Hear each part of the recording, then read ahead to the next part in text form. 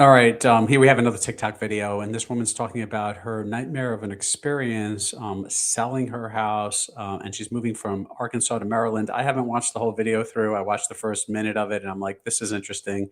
Let's take a look. By the end of next month, I am moving from Arkansas to Maryland, and that means that I have to sell my house. It officially went on the market this morning, and I had my very first showing before work today. So I was already really hesitant because I knew that the people coming in were part of the Christian Motorcyclists Association. It's exactly what it sounds like, a big group of Christians that ride motorcycles. When I was little, they were really cool people. They have aged to be less cool.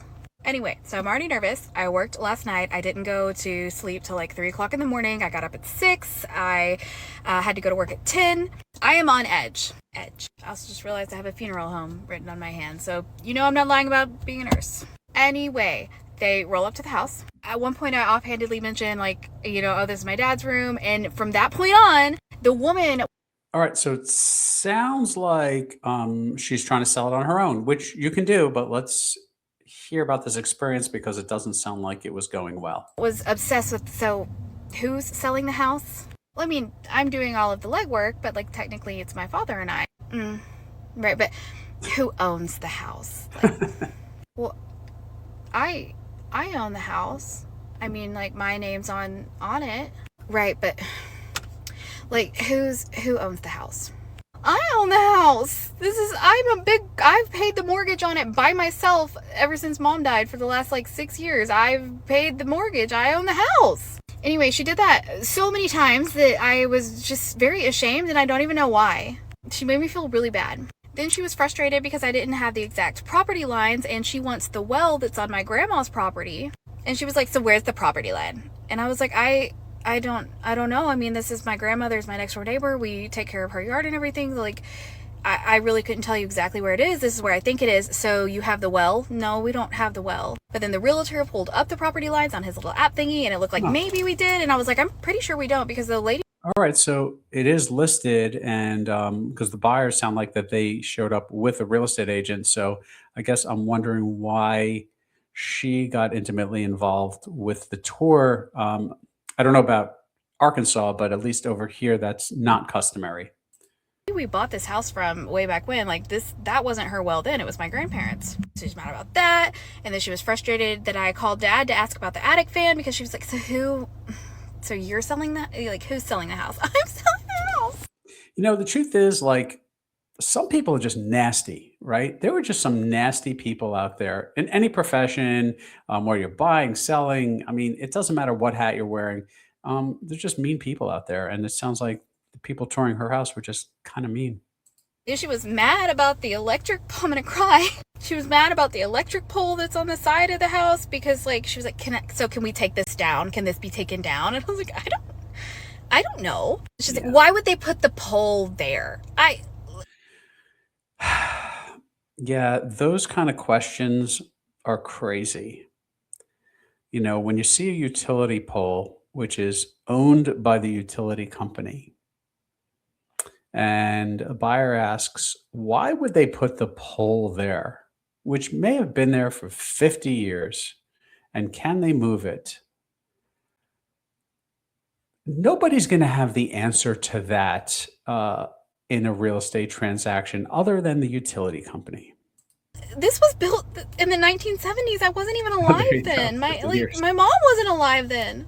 She was acting really disgusted about the fact that I had the dogs there. I can't just ship the dogs away to show the house.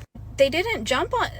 Yeah, pets can be challenging at times, right? Because some people love dogs, some people hate them, some are just very scared of them. And if you're selling your house and you have a dog, it's best to not have the dog in the house at the time of the showing. And maybe, if I'm just kind of thinking this through, maybe she has to be there during the showings in order to keep control over the dogs, because that's not uncommon.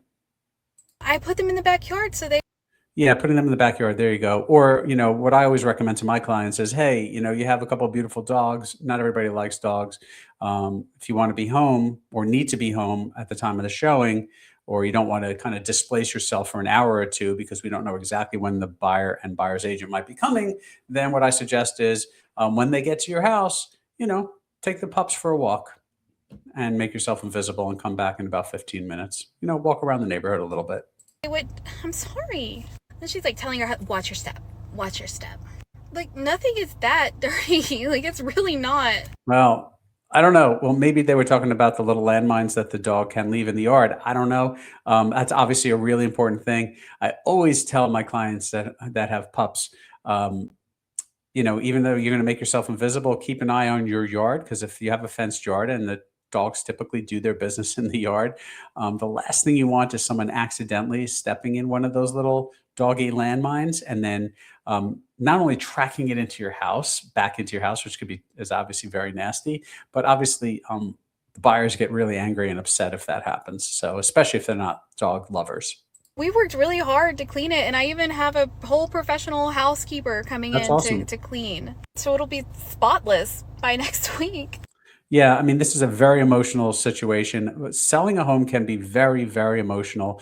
This home belonged, it sounds like maybe to her grandmother and then her mother who passed away. And um, there are a lot of emotions that run rampant. And I always tell new or newer agents to keep in mind that when we're helping a client sell a home, and the truth is, what I'm about to say applies if buy a home, their emotions are on steroids, right? And if you've lived in a home for many years or it's been part of your family for decades, um, there's a lot going on in here and in here when you're getting ready to sell or going through the selling process. So, and it could be very emotional. I mean, I don't know this lady. Was a little bit left of this video, which we're going to finish in a sec, but um, it sounds to me like the best thing for her would be not to be present at the time the house is being shown. I have to be there when people are showing because I have to put the Oh, dogs in the backyard. And there you go. There's the answer. It's because of the pups, but maybe there's another way to work through that. I expected people to be critical, but not like so judgmental. It's like, People can homeschool, be. we're selling the house. Like, I'm selling the home as is. I did not put an unreasonable price on it. Not in this market, not for the work that needs to be done. I felt so icky and belittled and just. Yeah, people can be really, really mean. Selling your home as is sometimes a great strategy depending on the house. But in most cases, the buyers still have a right to do due diligence. But as is basically says, hey, look, I don't want to make any repairs. They go through their due diligence period. If there's some crazy stuff going on that the buyer just does not want to get involved in, well, then they would have a right to terminate the agreement. Um, but it's really important to make sure that your agent is marketing this property properly, that the as is super clear, that there are agent notes in the multiple listing service talking about this, that you are disclosing everything you know about the property, and that the pictures don't look overly good. If there are defects with the house, make sure you talk about it. So hopefully, if the marketing is right, then your house is positioned properly. We're attracting the right buyers. Gross and stupid after that. I'm gonna need y'all to tell me that not everybody that's gonna stop by my house is gonna act that way because I don't think I can take it. Yeah, it can be really, really emotional and really stressful. Hopefully, these were some mean people, and most of the people, hopefully, touring her house weren't mean, and maybe she did figure out a way to not be present during the showings. Having that buffer and not actually seeing the buyers um, can make things a lot easier for you, especially if it's an emotional situation. Please take a moment to like this video, subscribe to our channel, and I will see you on the next one.